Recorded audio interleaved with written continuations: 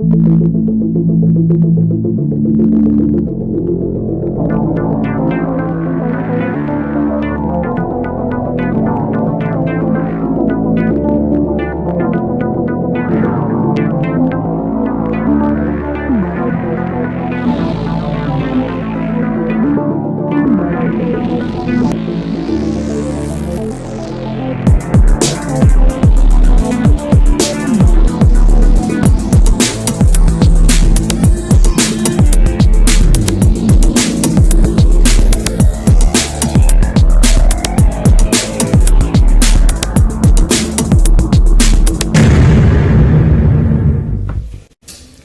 loi sur la réforme de la CENI promulguée par le chef de l'État, Tolobanini Cap, vers les élections en 2023, Torosololango Nakatia, émission à l'élo. Dénomination, na Banque centrale du Congo, Fatin nomme une dame, Bazobenge, dame de fer. Est-ce que Akozala, au niveau de la Banque centrale de Kinshasa, depuis sa création en 1961, une femme désormais dirige la Banque centrale de Kinshasa. Deux sujets, Otoko Solola, na émission à l'élo, Batata, Bamama Bandeko, na Pesebino Mbote, na Ebike Boza et Belé, Liboso, Yaba Etano Nabina Ike, Pona Rolanda, Otobengaka, Canal Presse La Liga, le meilleur championnat du monde. Alors, merci. Nakupar Bola, Nengo Fungoli Camp Noun, Barnabé au Parc de Prince, Namoni Pelou, synthétique Kitoko, Bakita Tribune Kitoko.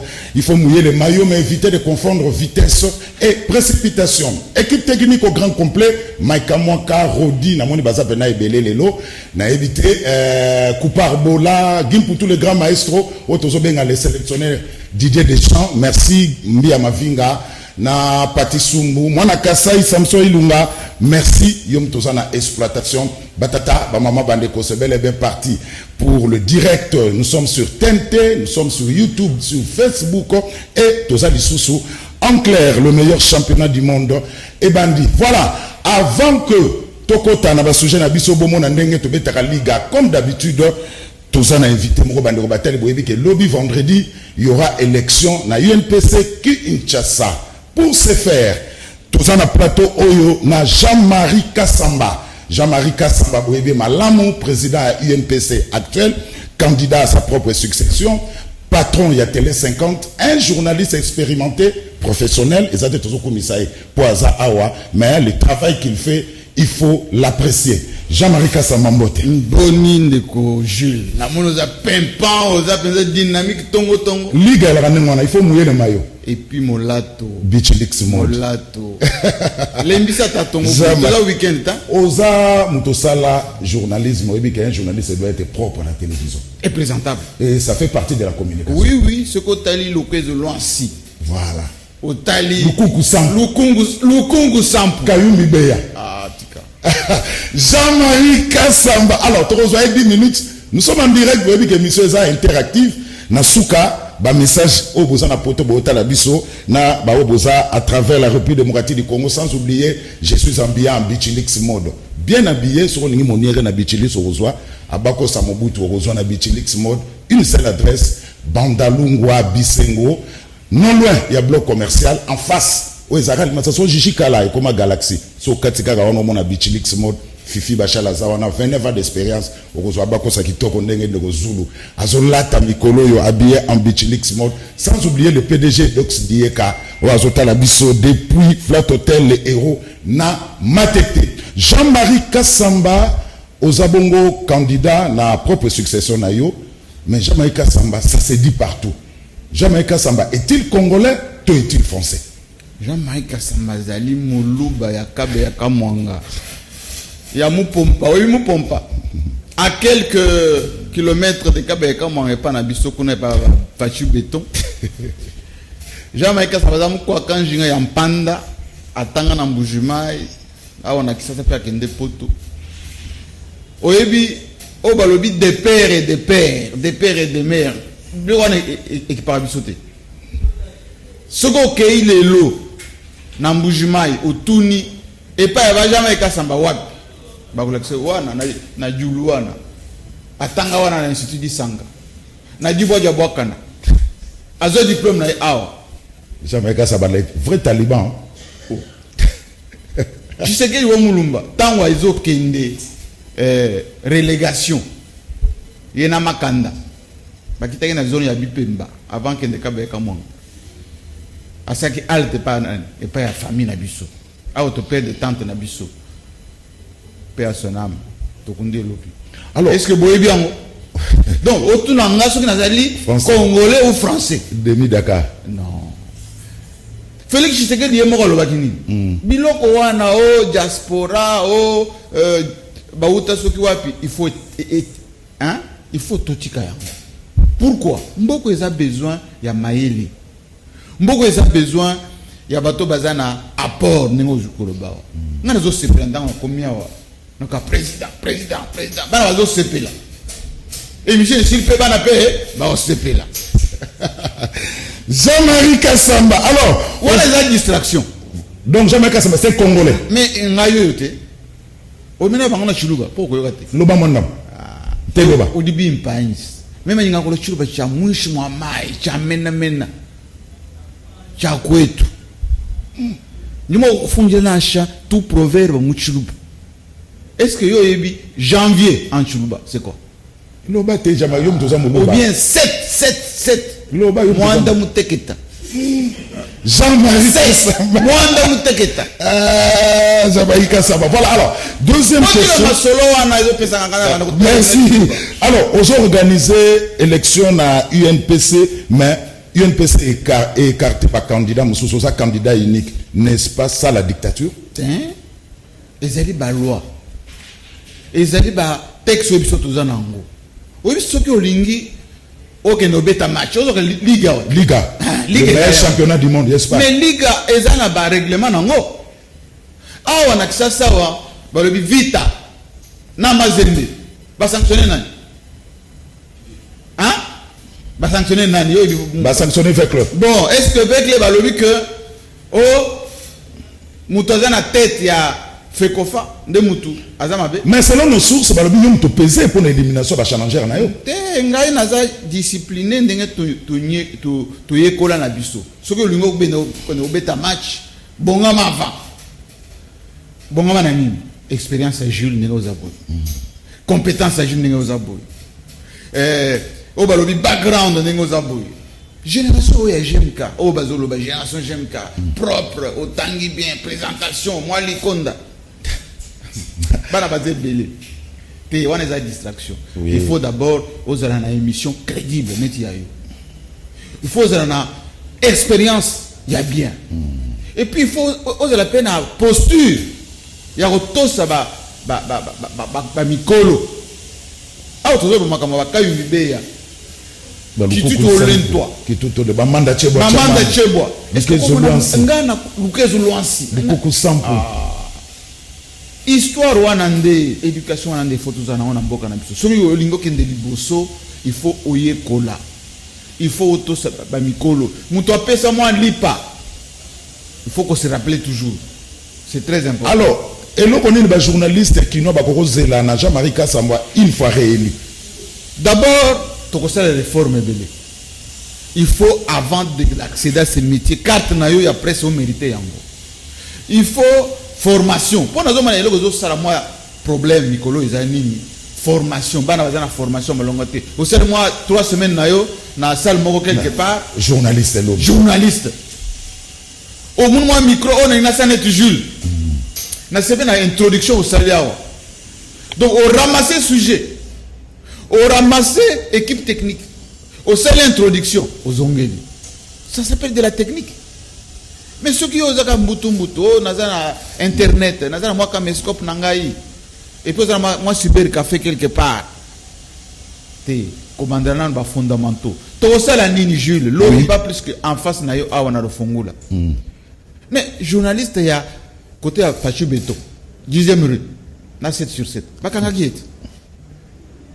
Na kende kuna na bimisi comme c'est d'habitude protection à bas journaliste. Il faut que bas journaliste qui ça pas se sentir entouré. Bas un modèle na bango. Ce que nous avons ça journaliste mais je vais faire comme qui comme Mutuan. Donc tout ça makamwana en synergie na équipe nationale na biso niveau ya Gabi Kuba Gypsy Jean-Marie Bassa, Merveille, Sylvie Bongo. T'as la Dream Team Oyo, tu as un Mwanda, héritage à Kassonga Chulunde. T'es beau CP là. Alors, qu'en est-il? Il y a siège provincial, il y a UNPC Kinshasa, parce que jusque-là, c'est Jezate. Est-ce qu'on a dit que avant Ganaya, si on a toutes nos questions, est-ce qu'on a dit que le président UNPC Kinshasa? Comment on a dit? On est Zoluka. Ah, Zoluka. Aza quitté, Oya Kombo. Biso to PC Lengi, na Kin. Kin est comme mafuta. Donc pour le Bamakamba, UNPC Kinshasa, ce qu'on le gars, UNPC Kinshasa, JMK.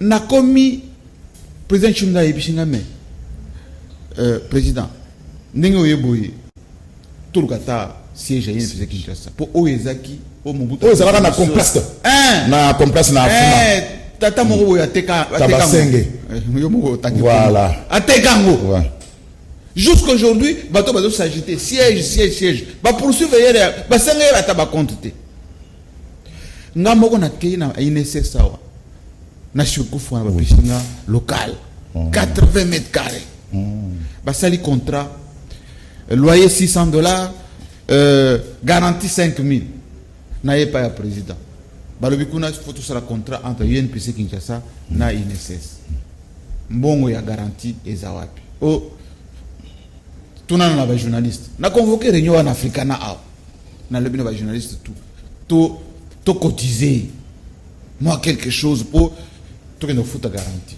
et le côté bon so mata ba carte nazo quotité on est parti à carte wana na bakisa et le côté to que na barumbu awa je ne sais pas si vous avez na président Chilunde to signé na clinique moko pona mutuelle ce ko beli ba peso moi assistance médicale cotisation exacte kutunga moko na lobi na garantie wana ya 5000 na moko nazo bimisa la moitié 2500 bino vebo cotiser tandambo bo bakisa et le côté. Pendant mandat Mobimba Oyo, président Chilunde, que des problèmes. Bas tribunaux, nini, déchéance. Président Chilunde Lobi, tout stabilisé dans nos organisations Nabiso. En plus bref, nous avons que nous avons kanda moko makambo siège. Tout si ça dans makambo ya élection. Très vite, na komiko tsanga moko. Beaucoup cotisé te ndenge na saga to soki muto akufi soki muto aza na prison na robeta mo. Alors Jean-Pierre Kasamba, quelle différence y a-t-il entre UNPC Kinshasa et comité national? Comité national ezali neti gouvernement central neti Sama Lokonde Fachi UNPC Kinshasa ezali neti Ngobila donc niveau Ngobila ezanga. Mais batutu bazanga na kisasa bazana circonscription na ngai mais o mbiso tozo sala ezali encadrement en miniature.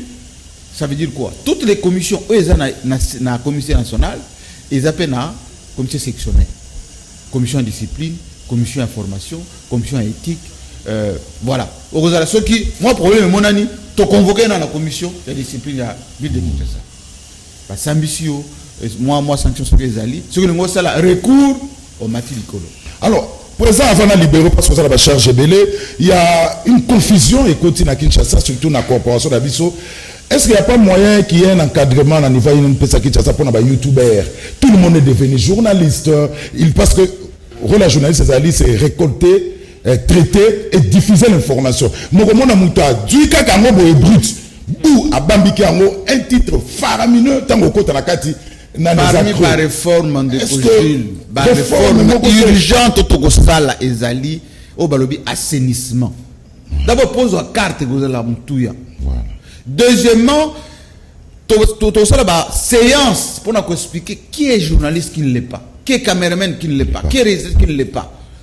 Pose autorisation d'exploitation. YouTuber, laptopper, Sokinini, et vous avez Moutouya. Heureusement, tu as un ministre Nabiso, génération GMKP. Patrick Mouyaya. Eric Chukuma, Jessica Bassel, bango tout la génération GMK. Donc, tout ça déjà n'a pas mise en place mon coup de la somme. Pour moi, il y a on a bien la mission du président. Makambo yo la qui sur la qualité de l'émission. Contenu, présentation. Ils ont dit que na bar, à côté na bar, avant de faire l'émission. Habité, monsieur le ministre, il y a de l'État. Il faut un terme de référence, il faut un cahier de charges. Oui. Il ne faut pas que nous ayons l'émission qui toko boy. Kingandi a quelque part, dans mon garage naie, a chez 3 micros, avant de faire la liga. Non. Toko terme na makamona na ndengo sana. Merci. Alors Jamaica Samana Sidisinayo, message pour Tokabwana, élections à lobby, qui seront les électeurs et puis les lieux. Comité national où ils ont établi d'abord ma candidature ici est publiée déjà. Oui. Liste à bas électeurs. Je rappelle encore jusqu'à maintenant, il faut se faire enregistrer. Les années Tisseni. Ceux qui ont enrôlé, ou qui ont voté. Mais il faut avoir une carte, il y a UNPC. Carte, il y a UNPC à jour. Un jour. Cotisation à jour. Donc, ceux qui ont mis comme ici. Bah, là, dossier n'a eu. Est-ce que vous avez à jour? Est-ce que carte, ils ont bien? Ensuite, il y a une liste. Et puis, tant qu'on va un bus. Ah, il y aura des bus, hein? Et le comité sectionnaire, selon le texte dans chaque province, ils ont convoqué l'Assemblée générale. Mais vous voyez que moi propre. moi elengi. Avant on m'a bis, il faut critérium mais à la bien, on m'a bis, ok. Tout seulement moi manifestation na biso, au voter, au milieu moi loco, au quand moi selfie. Et que ça va avoir élection? Safari Beach. Ah, présentement, on a musique, on a fait quoi Assemblée générale extraordinaire na Kindu. Il y a beaucoup de places dans la ville là au présent. Oui, que Makamba Corona oyo, bozonga na PTT. Toké na au niveau hôtel de ville, bato bazo kufana kisasa. Taka ba chepso na liste rouge na ba français. Bazo le gouverneur zo bango mingi te mais makambo eza compliqué. J'ai même parlé avec le patron Oyabino à Ibisinga, président et force de la très vigilant. Voilà, alors, élection UNPC lobby vendredi na Safari Beach, Babi c'était tellement happy. Soit na siège na biso, hein, c'est ma même ligne. Ah, na immeuble en face à Botou. Ah, face à Botou. Soit, je pense, on va trouver un cadre, soit na boulevard pour tout le monde. Alors, Jamaica Samba, candidat à sa propre succession, élection pour la UNPC. Kinshasa et Zabongo lobby vendredi na Safari Beach. Jean-Marie Samba, merci. Merci à trop vraiment na CPL et puis na PC Banakin d'abord d'abord. Oui. Mbote à trop. Boza na biso calme président Bino Azali à Kozala. Petro Kozala et Longo. Voilà, merci Jean-Marie Samba avant de libérer président Mike Moka. Tozo na réalisation totale activité honorable Ados Ndombasi élu Yafuna akenaki na matanga ya Mama Chako na commune ya Kalamu mingi pena na avenue du stade. Toké. Après avoir appris le décès de l'artiste et comédienne Jackie Chako Diala à Naengo, communément appelée Mama Chako, les élites de Kinshasa réunis au sein de la dynamique des 5, dont l'honorable Ados Ndombasi est membre, sont descendus pour consoler et compatir avec la famille de l'illustre disparu. Après échange fructueux avec la famille de la défunte, la dynamique des 5 a remis un lot important de biens de première nécessité composés du sucre, des sacs de semoule de maïs, des sacs de farine de manioc, de bidons d'huile, de paquets de jus et tant d'autres choses. Et très émis de ces gestes de générosité, la sœur de la défunte Mama Chako a remercié les élites et leur a demandé de continuer à les soutenir car elles n'ont rien. Tomoni qui vraiment ya solo azaki pe important azaki vraiment important na mboka oyo ndenge ka buti koloba ezaka na Kinshasa teni bazole eza libé ya la Kinshasa ezala na libanda ya Kinshasa ezala na libanda ya Congo ezala na mboka extérieur oyo abayebi vraiment topesi nzambe merci pe topesi bino merci ya koleka eloko tokosenga ka botika biso te eloko vraiment tokosenga na bino botika biso te bino ba député ya Kinshasa botika biso te vraiment eloko tozosenga yango wana botika biso te po condition oyo yaya na biso mama na biso atikeli biso ezosalela biso passe en tout cas bokundela biso na likambo bokundela biso pena na likambo esuka na nzela te. L'honorable Ados Ndombasi Oli de la Funa estime qu'en sa qualité d'opérateur culturel et élu de Kinshasa, il était plus important de venir assister à cette famille car l'illustre disparu était un patrimoine national. Je suis, avant d'être député national, un opérateur culturel congolais. Donc il était impératif pour moi de venir honorer la mémoire de Mama Chaco. Surtout qu'on a eu la chance de la côtoyer de temps en temps. C'est pour ça que les députés nationaux de la Dynamique 5 ont décidé de venir honorer sa mémoire, de se présenter en tant qu'élu du peuple. Mama Chaco, n'oubliez pas que je suis un opérateur culturel metteur en scène et j'ai eu la chance de jouer dans des films avec elle. Donc pour moi c'est vraiment un honneur d'avoir pu la rencontrer un jour, discuter avec elle, faire de belles choses avec elle. Donc voilà. Signalons que les élus de la Dynamique des 5 promettent de tout mettre en œuvre pour que les obsèques de Mama Chaco se déroulent dans de bonnes conditions. Voilà, alors, Bouti Kolanda, Jean-Marie Kassamba, patron Télé 50, président, il y a UNPC Kinshasa, candidat à sa propre succession, Ndenga Outolekana, le meilleur championnat du monde, élection à UNPC Kinshasa est donc prévue pour la lobby vendredi na Safari Beach. Alors, tous la Liga, le meilleur championnat du monde, premier sujet, la loi sur la réforme assainnie promulguée par le chef de l'État, Nabandina Jonathan Mbele, Mbote Nao d'abord. Mbote Ndeko Zulu. Mbote na bakongomani nyonso bakolanda biso na ntongo ya lelo mbote mpe na compatriote to partager na bango plateau esengo motinga motema kozala liboso ya liga.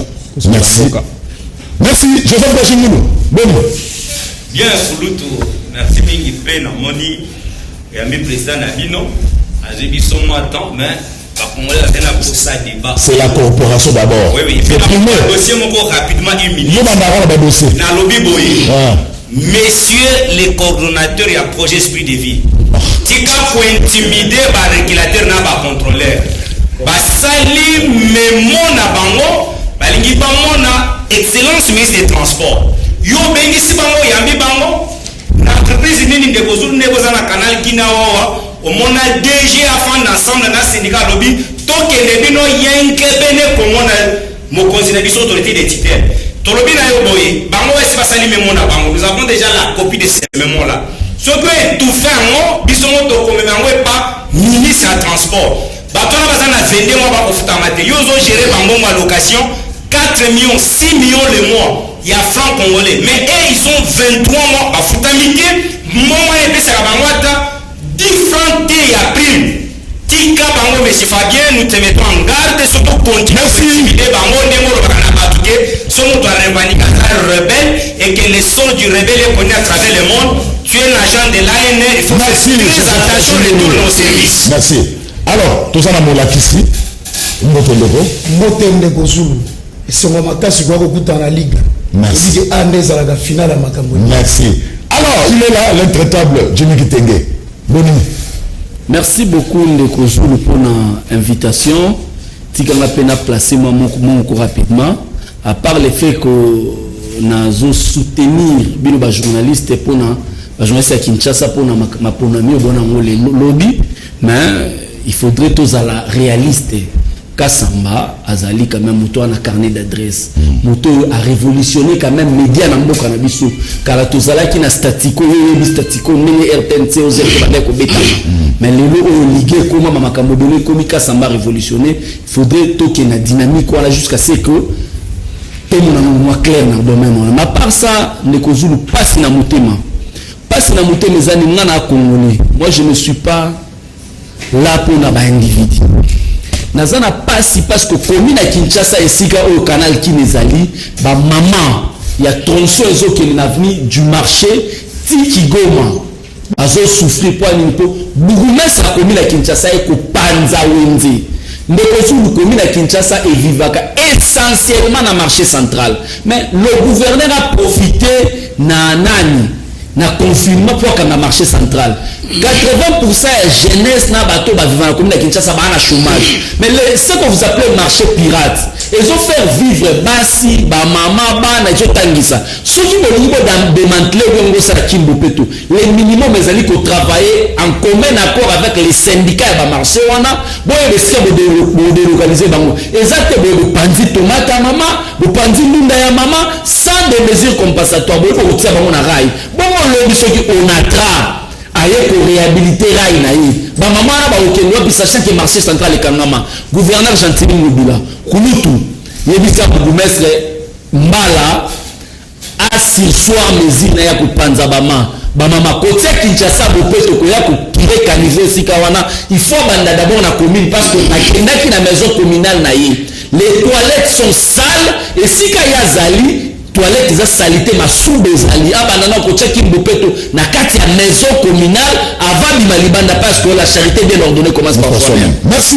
Alors Joseph Kajimoumou, âgé de 63 ans, Malandou Kabedi Moui est la première femme à être nommée à la tête de la Banque centrale du Congo depuis la création de la Banque centrale du Congo en 1961.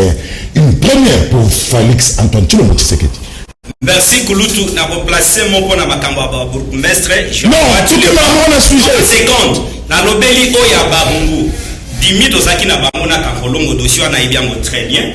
Oya barungu akei a bapikoli médecin na kati ya centre à traiter ba po bakuti salité liboso ya centre de santé na et pourtant bayera yali je suis allé j'ai payé je les ai enregistrés pour na tirer médecin na cacho place bachaki na fouti je lui ai dit que je vais te dénoncer publiquement et puis nous avons appris que gouverneur rencontrait ministre de la finance bakobanda ko toucher d'ici là 2 millions les mois pour l'assainissement à ville à Kinshasa. Mais comment vous obligez les citoyens au bazar à Mbongote, au nom de l'État? Vous êtes en France, un bourgmestre a la responsabilité de sa municipalité. Mini-gouverneur au bourgmestre qui fasse très attention. Je lui avais déjà prévenu que je vais te dénoncer. Et puis si vous continuez comme ça, tout le monde a Kinshasa va te dénoncer. Il guère lui avec ce nom. Il peut Bakanivo. Mais il y a combien il est en train d'arrêter les gens inutilement. Vraiment un sujet. Mettons en garde. Toquez un sujet. Au Italie, gouverneur de la Banque centrale, n'a ébillé, tu m'as pêché déjà monté. Parce que j'ai lu seulement les CV. En lisant les CV, j'ai appris 32 ans à FPI, FMI plutôt. Et puis, la Zakia, on a banque à l'époque à Zahir, il a fait 2 ans au bureau d'études. Azaka représentante à FMI à travers l'Afrique. Justement, c'est moi je peux tenir Nekozulu, Ngaïnengo et Belingana. Rationalisme, je soutiens les CV, les compétences, la méritocratie.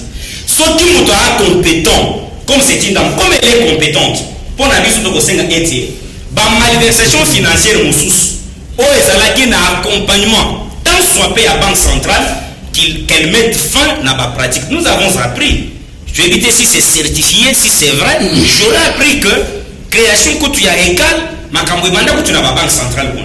Donc nous avons le sous-tolandi makambo mususu balobi IGF pa kokende kodite makambo na kuna ngana kosenga na yeboy avant banda mosala à permettre IGF à la musala kati Banque centrale à payer vraiment qu'elle puisse partir sur les nouvelles bases pour les tolobi bongo tala de kozul les lots tozawa na ba banque commerciale belé kende ko mona to ya ba intérêt j'aurais appris que bato ya ba intérêt ba kopesa batukuna soki congolais aye ba kopesa ba intérêt mususu ce qui va se patrie, on a pour solliciter moi nyongo, bali pe la bénéfice mususu. Biso to ko senga boye. Maman Landel a organisé secteur, on a vu son expérience. L'essentiel c'est que qu'on prenne la gestion, il y a une institution stratégique. Oui, c'est entre le mai et Bayeba, au moment pendant 18 ans, qu'on confie aux Congolais dignement pour une nouvelle organisation des choses. Parce que c'est nous-mêmes que nous devons déterminer ce que nous serons demain. Merci. Je dis que n'importe qui te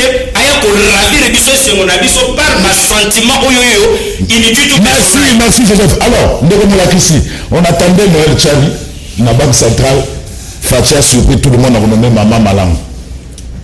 Et vraiment motuna ya malamu motuna ozali kotuna ngao mais singeli ete bane Kongo ba kolanda biso ba comprendre bane Kongo nyonso batondi na kata mboko ba comprendre makambo to koroba kala ba baza kuna pour ani na koroba boy avant na bona kutali na problème ba go benga na 5h du matin lelo la tongo ba bisika mola kisi so ko komi atela ntele uoga moto okufa na bili kambo nini kuna babiyaka yo moko na psikere omona makambo kokomba kuna na biso na komona comportement bande ko na biso à la police et matata mingi aliro bandeko ba okena weka mabe komona bandeko basangani na concession moko be soi-disant na quartier babenga Canada na nzele basangani ebele ba policier bazawana batuli bango motuna balobi ete concession ale concession ya kengo soit disant ndenge tolandeli bato musu bapesi ba argument na bango balobi makambo ebele balobi ete concession wana ezali bato basomba déjà kala il y a de cela plus de 26 ans et puis comment on a policier kokende kotodine mama veuve eloko wana esengeli vraiment to déplorer yango na kati ya mboka oyo ekisa biloko biso tokoki kopesa makasi te soit koyebisa yango ndenge nini ekoki kosalama bon mpona kokota na kati ya sujet na wana esengeli ete nalanono na bokembi nakoya lolo na bokembi mpo to comprendre nasi boyebi ke mboka oyo bande esalami tokutani na bakokoso ebele ngai na yo toya bakinois toyebi babane kongo tokutani na kati ya mboka oyo tokutani na kokoso ya makasi bokonzi kosala shwa na oyo etali ya mama kabedi eyi lisumu te eyipe problème ete ndegoji boyebi ke makambo uti koleka batembele liboso ngai na kinshasa toyaki na pasi ya koyeba ete so omoni ke moto balobi bankier okobanga oyebi ke oyo bankier kotala botali bandala na chosi tini na likolo na yo olatala kitoko pepa fi bachala mais sengeli okomprendre ke oyo aza bankier mais lelo ezaka su bongo te omona bankier akolata sapato eza ya kotengama bankier akolata eloko moko boye eza ya kobeba donc ezali su na force te eloko ndeko félix tshisekedi tshilombo asali eyilikama malamu eyilikama malamu asali choix moko judiciaire mpona mama na esengeli topesa chance mpona na travail te mais toyebi ke makambo ekosalama ombongo wana de chez emo. Merci Moulakissa. Alors Jonathan Mbele, avec Maman Malango à la tête, il y a Banque Centrale à Congo, vu son expérience, na Fonds monétaire international, on peut s'attendre à quelque chose. Na tête à Banque Centrale à Congo. Ndeko Zulu. Vous êtes Liga. Tant toujours il y a au la émission à Liga, devant moi les idées. Tout coup il y a été pour, il y en a 2-3 personnes quelque part, il faut te rendre compte, tout le monde ça va résumer des faits. Ndeko Joseph Alobi. Bakouanda Rozoate, Ngobila, Azui déjà 2 millions. Il y a mois passé, Azui. Merci. Et en salle provinciale, la Kinshasa, on a 12 députés provinciaux, 12. Il y a eu 2 PC. Nous tous les ans, traçabilité à Mbon, à Baoland de Lampe. Il est passé dans la ministre et dans le gouvernement en Ngobila. On va interpeller, le bourgmestre, on a y épelé, va bien maman Yazando. Évitez-nous ça. Maman a marché à liberté. Il y a liberté. Évitez-nous ce discours ici. Vous êtes responsables, vous êtes dans la gouvernance. Vous avez la gouvernance, discours entre vous. Temi Balé. Il j'ai fait qu'il y a une banque centrale, oui. Depuis qu'il y a des Zulu, il y a des Zulu. Depuis qu'il y a des Zulu, il y a ISF. Depuis qu'il y a la Moussala. Combien continue à caisse à l'État? Mais il y a touché combien? 22 millions de francs congolais. N'a pas pris une fois à Kanibat. Combien d'entrées? C'est ça la question qu'on doit se poser. N'a pas mission à y. C'est-à-dire que non seulement il dénonce, mais Fumbongo écoute. Combien? Ndeko Moulakissa. Dossier, je crois, il y a même un joueur qui est impliqué. Très bien. Mais il y a des décisions de justice. Il y a même un arrêt de la Cour de cassation. Donc ça encore, il faut vraiment vous documenter, c'est important. Non, et puis, nous avons concept, il y a utilisé les Congo. Vous nous amenez vers une division, chers frères. Ici, nous parlons État. État, c'est les Congo. Comment des Congo? Maman, Zolando a tout parlé. Vous comprenez ma camote à Neko. Et monsieur Zaya, la ligue, la stade, la ligue, c'est eux. Et puis, tu es sur maman Malango. J'ai compris que les matés. Tu définis mon FMI. Condition après Sibiso. C'est ça l'élément. La salle, c'est ça, il y aura la calme. Il y a le milieu, on peut sa confesse la CVT. On a sa confesse la CVT. Pour celui avec un bureau. On a témoignage na vie à moto. On a le bélayango. C'est bien, on a bêtise dans la chaîne internet. Je peux rebêter la chaîne internet. Mais on a des émissions de la CVT. Évitez-nous ce discours. On a le boy. Aujourd'hui, chaque mois, l'État congolais paye plus de 22 millions de dettes extérieures. Chaque mois. Vérifiable et authentique. Il y a 6 ans passés, les choses vont changer. Oui, parce que vous avez imposé les rangs de deuxième pays le plus malnutri au monde. Mais toi, fier, toi, deuxième pays le plus malnutri au monde, tu peux te donner beaucoup. 169e pays le plus corrompu d'Afrique. Tu me dis, tu peux te donner beaucoup. Du monde plutôt, tu peux te donner beaucoup. La présence de cette dame, oui, a un contexte un peu tendu. Tout ça, le gouvernement a des difficultés à atteindre le budget. On mobilise à peine 3,5 milliards. Nous avons besoin de l'aide extérieure. Et bah, toi, tu as besoin de moteur pour garantir l'intérêt de la chaîne. Parce que la chaîne est bon.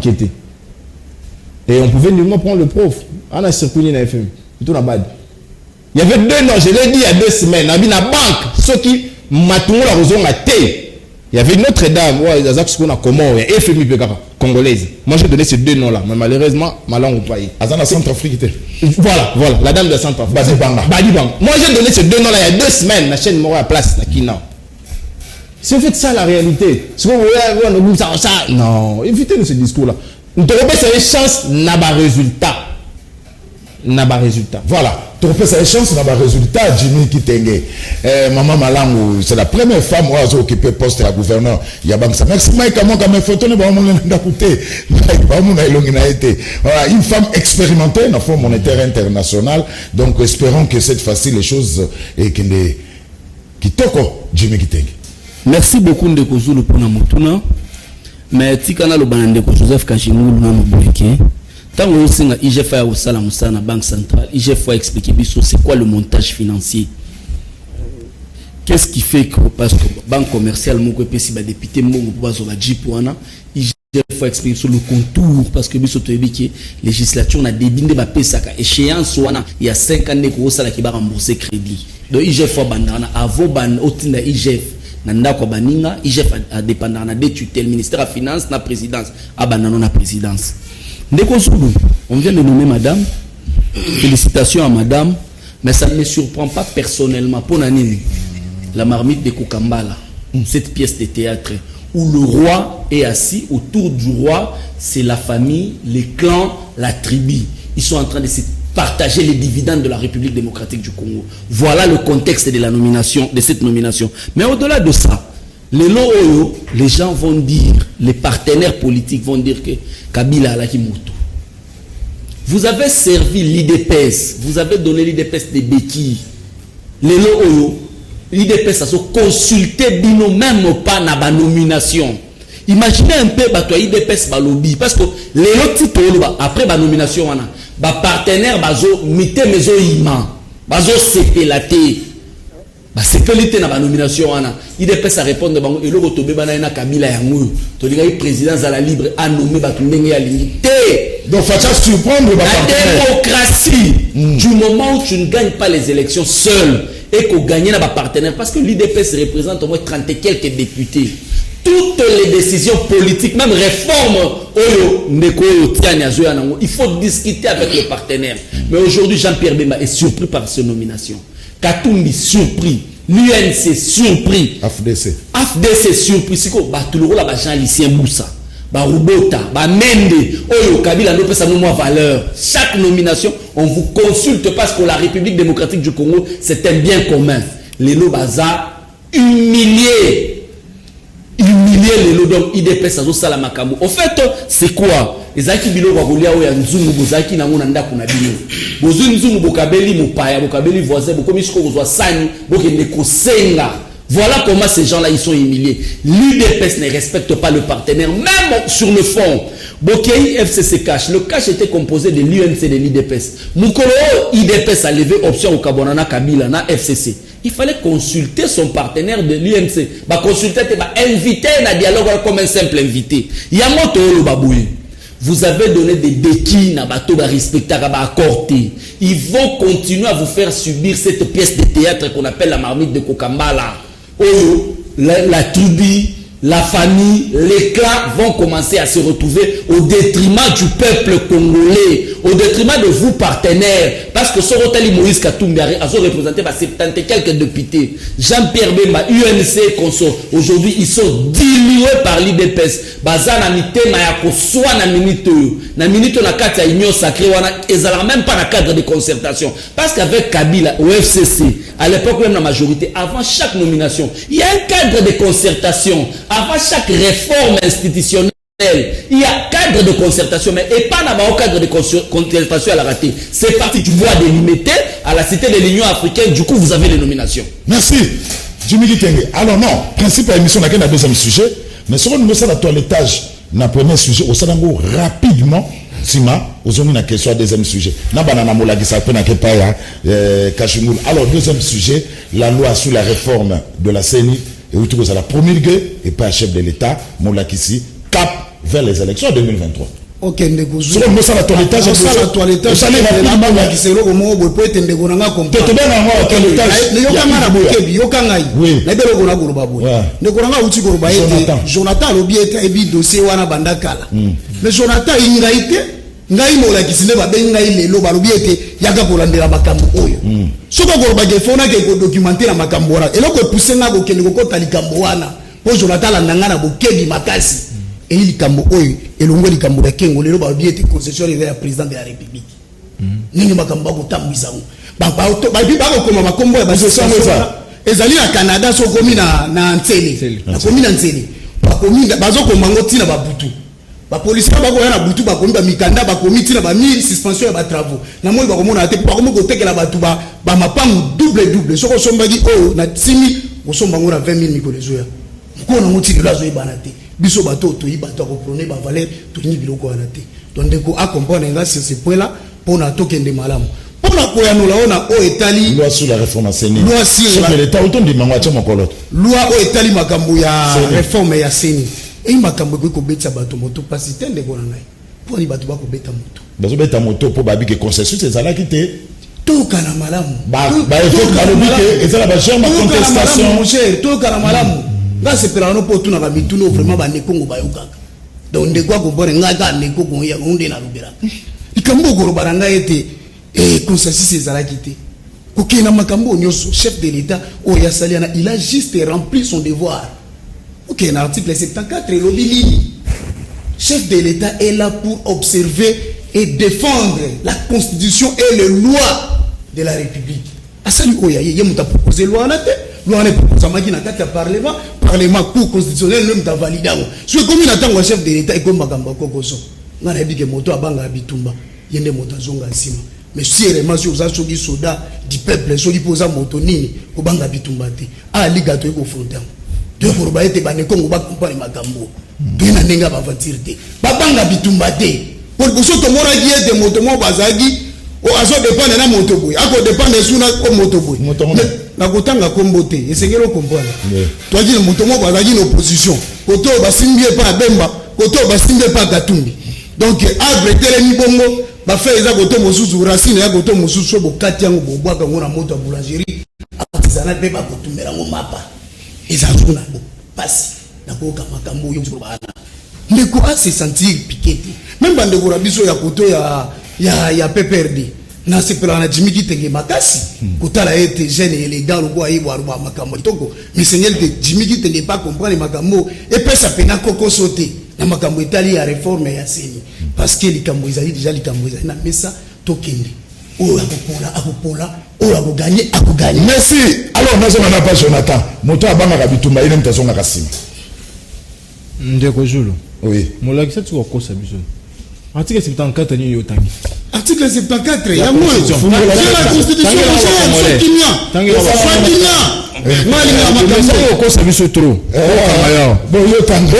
le président de la république yoka élu yotanga yo na betoka okima tanga le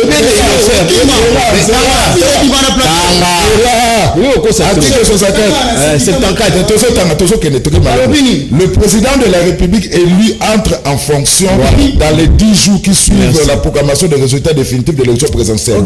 Avant son entrée en fonction, le président de la république prête devant la cour constitutionnelle le serment ci-après. Moi, élu de la République démocratique du Congo, je jure solennellement devant Dieu et la nation d'observer et de défendre la Constitution et les lois de la République, de maintenir son indépendance et l'intégrité de son territoire.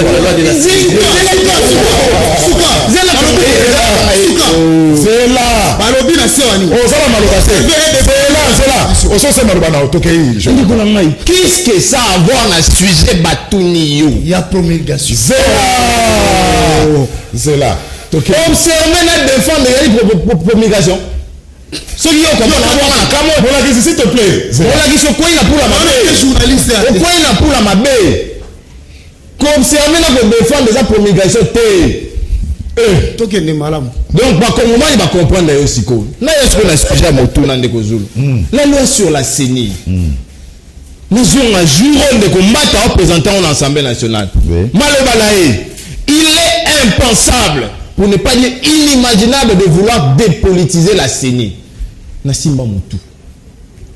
Organe d'appui à la démocratie, on le bat qu'il faut à la politique. Nous avons dit, les accords à la bateau, on va voter la constitution. Pour appliquer la CENI est répertoriée dans le rang des organes d'appui à la démocratie.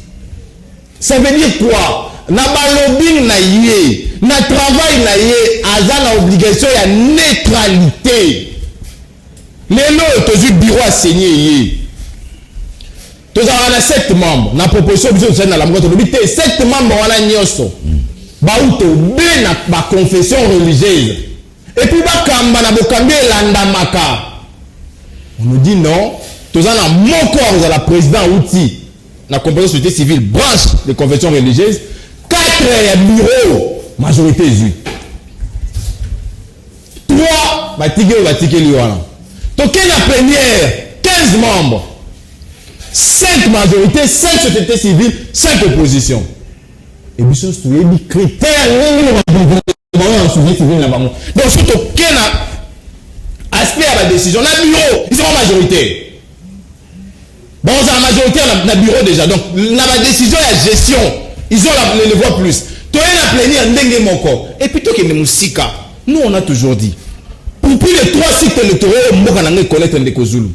Tu n'as jamais connu la gestion de la finance et la CENI. Tu n'as boutique autonomie et la gestion financière et pas la CENI. Pendant que tu as dans l'ensemble, tu as un ministère de la finance et de la malheureusement, tu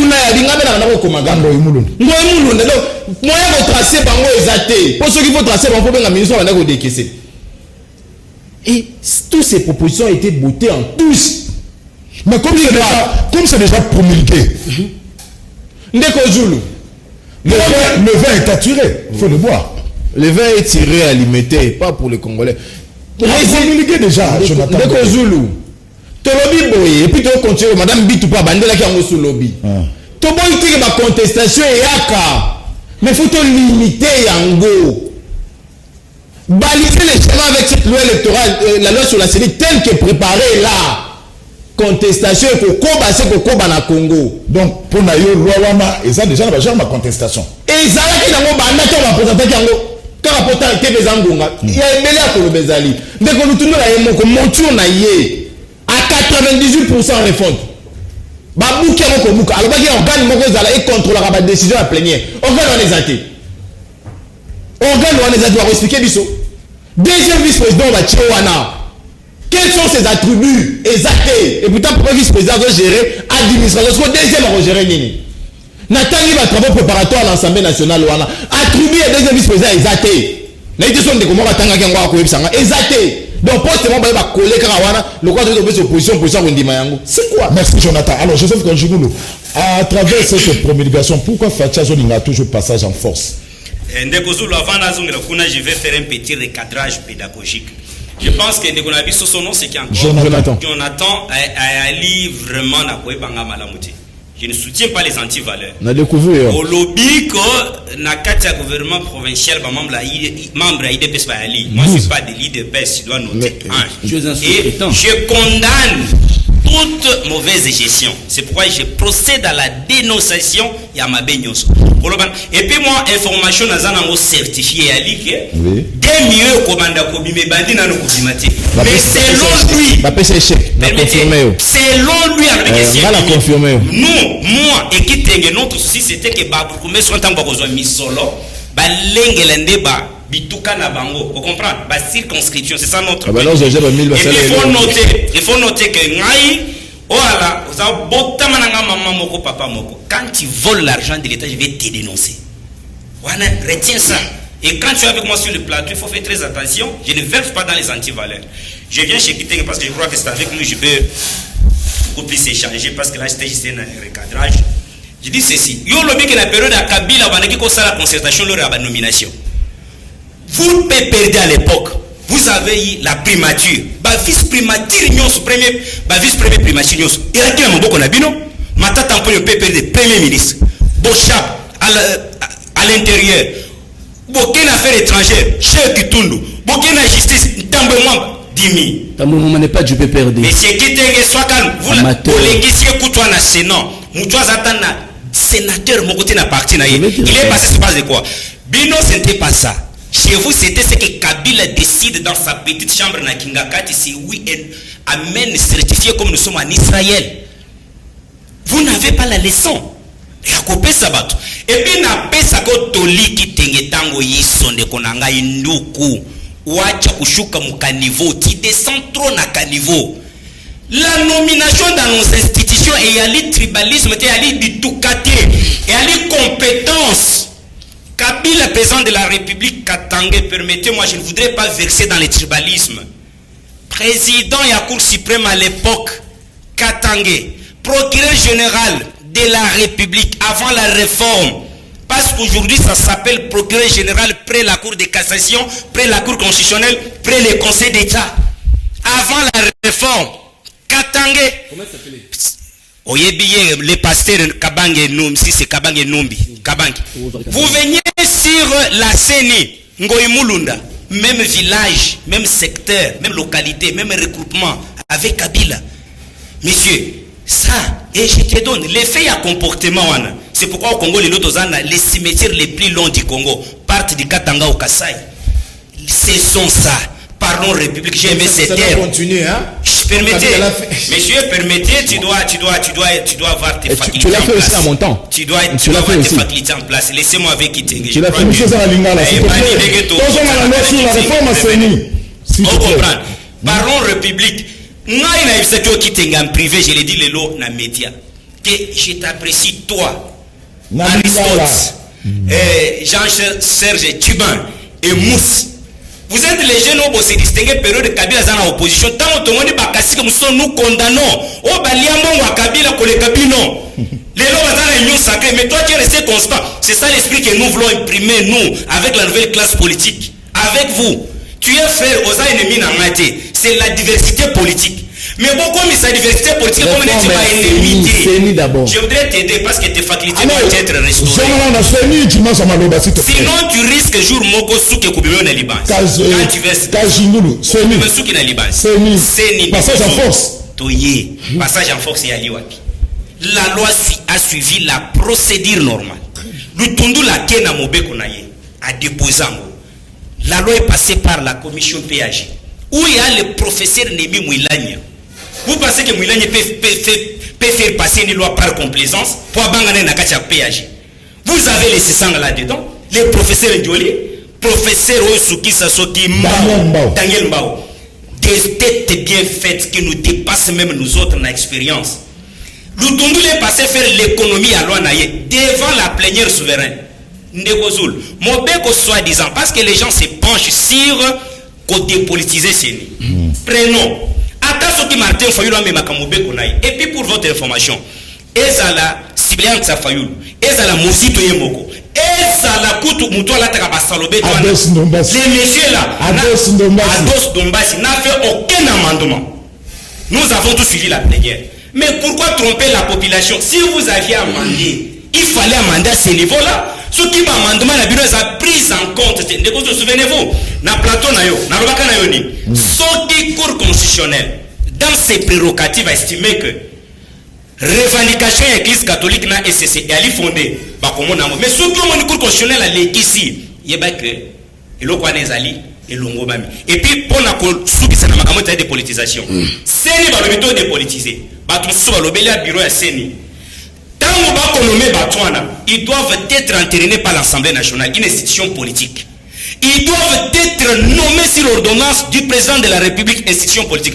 Comment voudriez-vous que cette institution dans des pays bien organisés, les élections sont organisées par les ministères de l'Intérieur et pas l'habitude tant qu'on c'est parce que c'est notre consensus c'est en Afrique d'ici.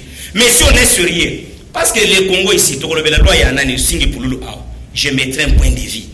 Nous devons faire notre pays où ils sont décider Jimmy Azomaloba Tozoke Nasuka, Jimmy Kitenge, loi promulguée, loi sur la réforme à CENI promulguée par le chef de l'État. Bah, il fait que Baloba Twango et ça va gérer ma contestation, mais le chef de l'État fait promulgue la loi cap vers les élections en 2023. Merci beaucoup de Kozulu pour Namutuna. J'espère que nous en même temps. Même temps d'antenne, oui. Si nous la lobby, au Kobimasugi na Libandi, ma bossa qui est pas dans la Libandi. Mais donc, je suis resté rationnel et Kobimate. Merci. De Kozulu avant de répondre na question na otikana la bosoto. Na ebiki kajimuno makambo akoloba certainement que tant on va au salle malaki de l'autre côté de Luangue. Tu vas rafraîchir.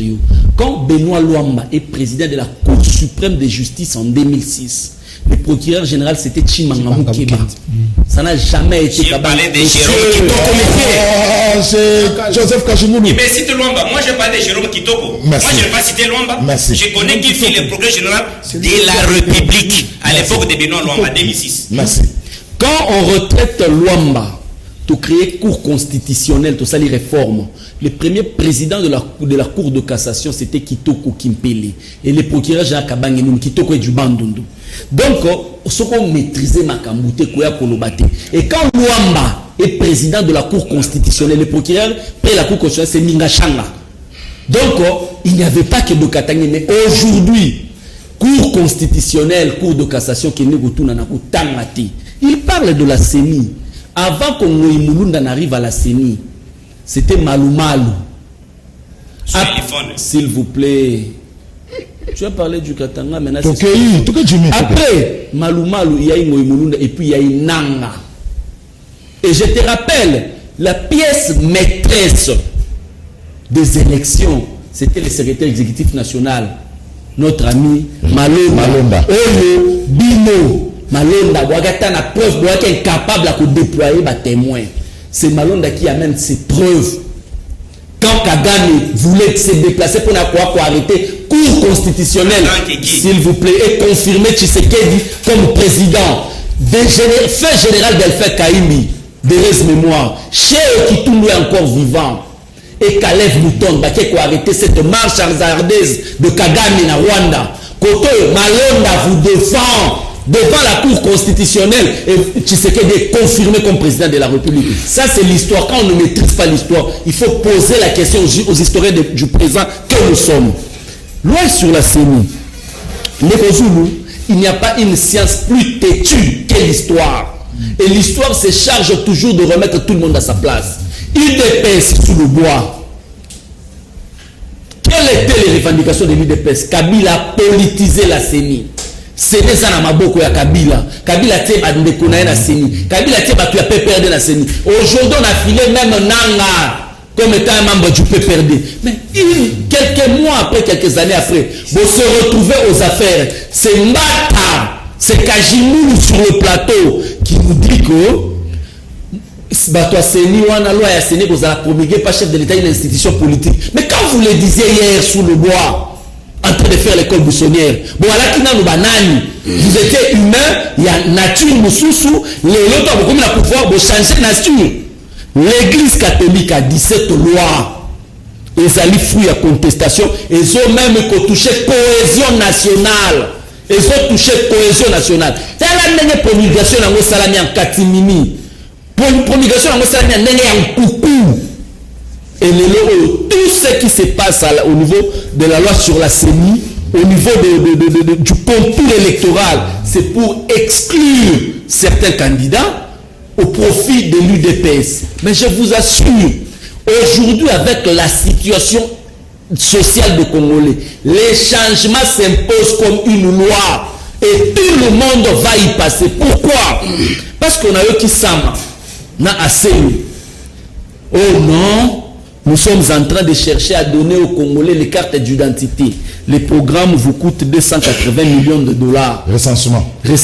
280 millions de dollars. Mais lobby, avant lobby, Samawana, premier ministre, a gagné 80 000 dollars dans Congo Brazza pour aider Bandeko ya Goma.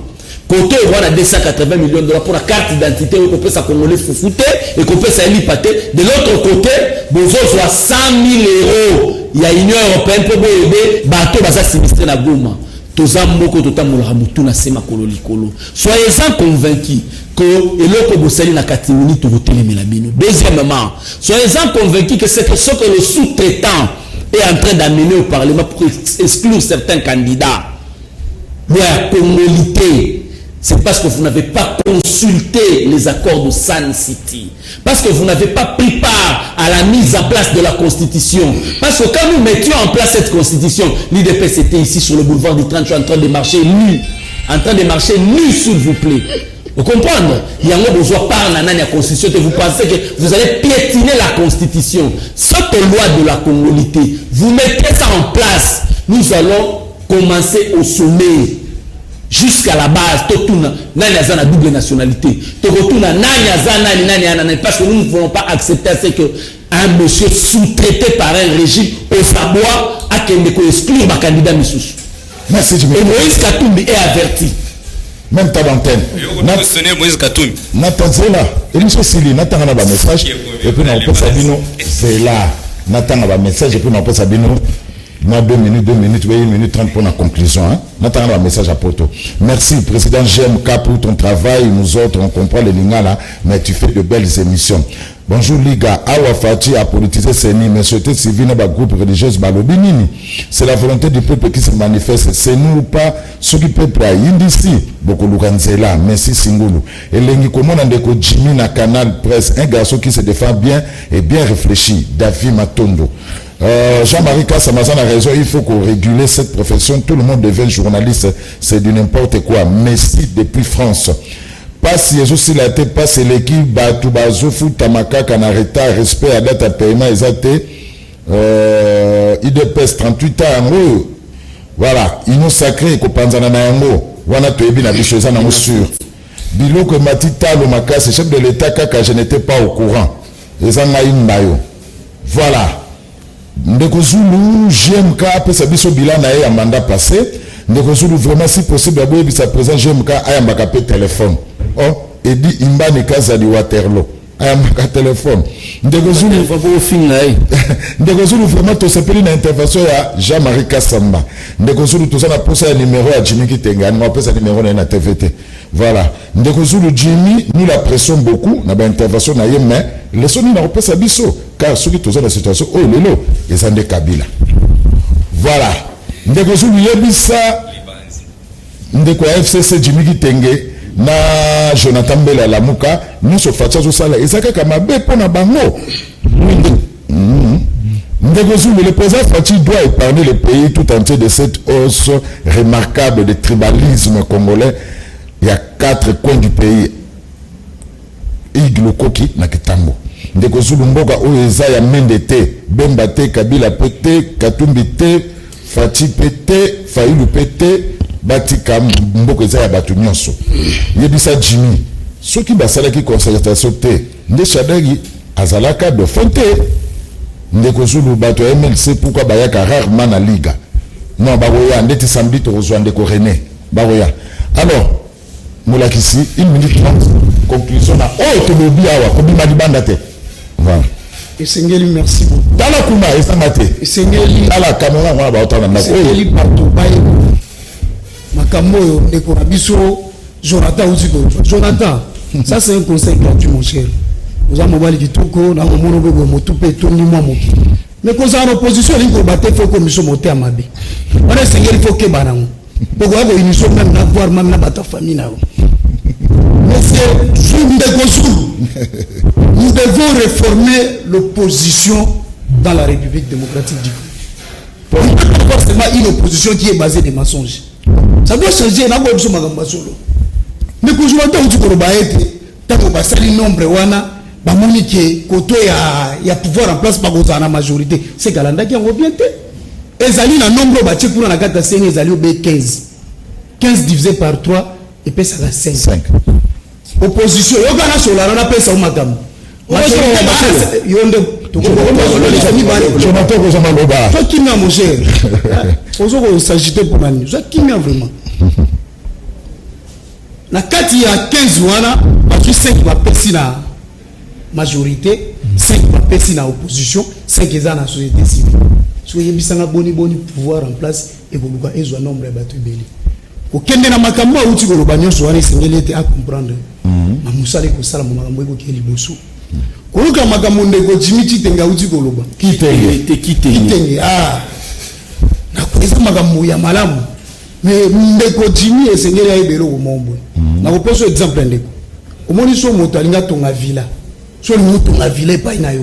Ozi misole belo lingo tonga villa. Dans la pour la villa, on tient d'abord compte du jardin. Na kata jardin, moi nzete pe feza pour que soit moi peme. O so rappelle moi mon pépé malamu. Tant mo ya bagabutu mo etongo pokwa sous les bois. Sous les bois. C'est notre solo l'école missionnaire. Taliban. Je biso to ba Taliban oui to boa gango tene ya ono bato za bato ya sanzete. Mais na kata sanzete ndango place makambo eza. Biso tangi na kati ya boboko. Tango to tanga na boboko to kola mukatongo mono ke ina zamba meto na bite tango wana so yibato musu bazaki na Kinshasa. OK na sanzete pour méditer ba matière bien. Au concentrer tango ko genda ke la siguna pa au beta moment pourcentage élevé. Pour nani ozali place ya kimia. Pour na biso ozala place ya kimia. Bango tango bakoloba butu mo etongo pourquoi? Sous les bois, ni la outil goroba. Seigneur te ba comprendre. Bango baba sous les bois te. Bango baba l'omerta. Donc il tue en silence, il détourne en silence. Basa magamboka ya bongo. Bon, bah ça va nani? L'omerta. Merci. Au soutien. La tena soutien de tout ça. La maison va. Et ça continue pour la guise. Donc on a mandé. 30 secondes. 30 secondes monsieur. Donc on a dit que monde ba outil goroba awa. Ndeko Jimmy Kitenge. Alors bien était Sengela qui président de la République a consulté bateau bazana kata union sacrée. Ah, on a nommé maman na biso na banque. Il est comme pas cité vraiment bali o asaka ba action asa mobala ba promesse benate mingi ba baka butu mo itongo poko asaka pe ba surprise tant mo tseki da sali surprise mais lo on a boyebisa o Sengela te ba ne Congo ba comprendre. Ngai na ko beta calcul o ya ngai ya ko sala na place ya Tshisekedi te mais ko sala o etali mbongo na kata mboka oyo. Merci. Tshisekedi po na ngai na ko beta calcul la sali ka 2 mois. 2 ans te c'est ko lo ko wana pe na ko pesa o ba détail yoso. Merci. Na vision na ya sama rokonde tikela na vision sama rokonde. Non c'est sali ko Malasima. Tout solo. Allez Jonathan une minute. Non monsieur Sili parce qu'après moi il y aura na vision ya moko sali il y aura qui matin. Alors Jonathan mon la vision 30 mon la vision peut pas bigo comment. C'est là. La loi sur la série. Avant 7 membres. Conclure. Bureau avant 7 membres. Oui. Bon, quoi, outre la société civile composant confession religieuse. 4 outre la majorité et puis de l'opposition. Plénière, il y a 2 organes. Fax. Plénière, mais on a 15 membres. Ni on se pose à 15 té. Donc, ça, il y a des bâtiments. Après, on a autant bon. Non.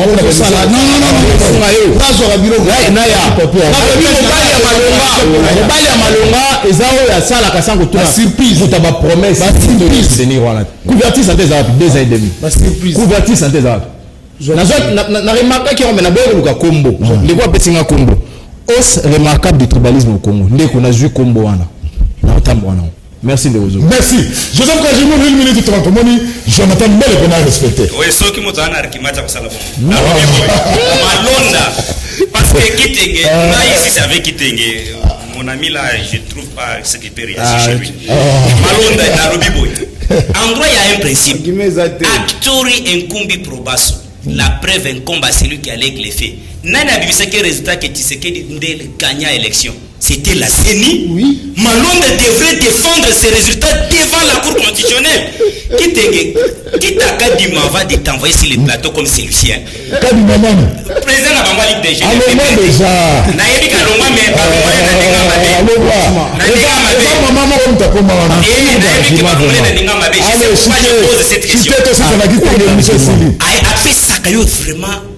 une notion préliminaire à Makambouane. Tshisekedi ne devrait pas venir se défendre. Tshisekedi a fait que pas naïe.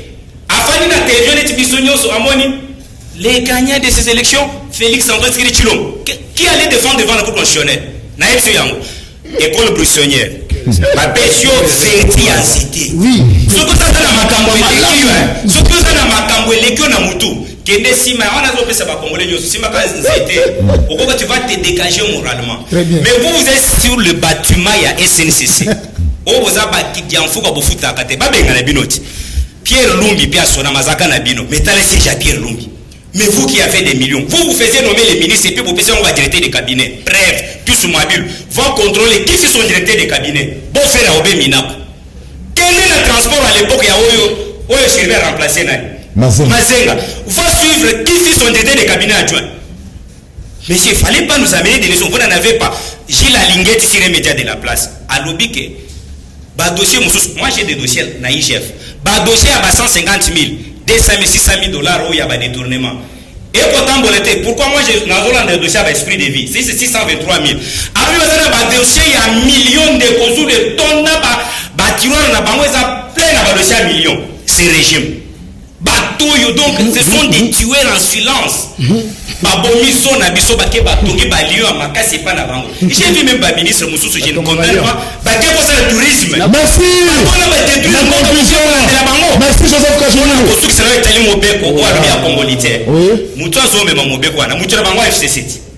Mais aujourd'hui, par rapport à Mobekwana, ils sont pas congolais.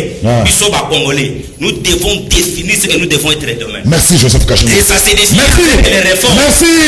Je me dis une conclusion. On a bureau à Seni, la Mouka, permettez de vous permettre, je m'excuse devant la population. Bureau à Seni, l'émanation c'est la majorité au sein du Parlement. Voyons, on n'a que 4 députés. Des députés au Baki Tengue. Merci.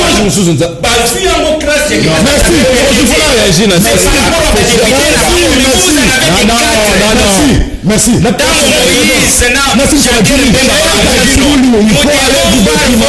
Majorité d'ici 2023. Documenter n'est pas dénoter de mensonges sur le plateau de la Liga. Allez-y. Une minorité à perte de vitesse. Conclusion. Merci beaucoup Ndekosulu pour conclusion Jimmy. Pour maloba, il y a liboso na loba ndeko Joseph Kajimulu soko loba IGF. Milliers de dollars, 480 millions de dollars au service vital Kamere pour 57 millions. Tout le carton est ici nango. Na sepel na ndeko Jonathan Mbele parce que ndeko nanga comment il s'appelle Molakisi. Moni na chaîne au tozana ngo canal Kin. À part Liga, tu as peine à ba tranche, à ba théâtre, à ba maboké tout ça. C'est en tout cas le milieu naturel pour toi. Pour ma Kamboloba, attends mon maîtriser le bureau de la CENI est différent de la plénière. Il faut maîtriser ne fût-ce que le minimum avant qu'on débattre dans la plateau télévision là. S'il vous plaît, vous avez parlé, j'étais calme, nous ne sommes pas sous le bois. La spécialité des gens qui sont sous le bois, ils ont passé 38 ans à faire l'école buissonnière, c'est les injures. Preuve talande ba finga moi c'est caméra tous les jours na sabanzete wana eza kozwa malili preuve nde ba finga ka mama Olif preuve nde ba finga Kabila preuve nde ba finga toutes les autorités les Katumbe consort. C'est ça la spécialité en fait. Spécialité tant que déplorer que les gens qui sont sous le bois. Et ça que c'est un pour le plaisir. C'est un spécialité dans nos amis injure avec la complicité des gens qui dirigent l'UDPS. Parce que ceux qui seraient dans la interdire. Heureusement que Nani Billy Kambale a rappelé Kabouya à l'ordre les lots. Nani irresponsabilité ou l'économie qui t'a mouki. Merci. Merci à Joseph Kajimulu, merci à Molakisi, merci à Jonathan Mbele, merci à Jimmy Kitenge. Na bandi mwana c'est bon, na maman. Tout va bien. Le bas bien Jimmy Kobana, tu es marié. Alors tout va bien. Maman Jimmy Kitenge mbote na mwana wa Misika. Merci à Bino de Bosarake de l'Orlanda, le meilleur championnat du monde. Sikoyo bo récupérer ba télécommande parce que beaucoup na batera mikemika batant professeur la lipopo ya Kilimani ya Changu kuna keba zelo. Elle en a pelouse pour son boule beti balé de ndakate. Tu as vu le lobby grâce à Bitimix Mode.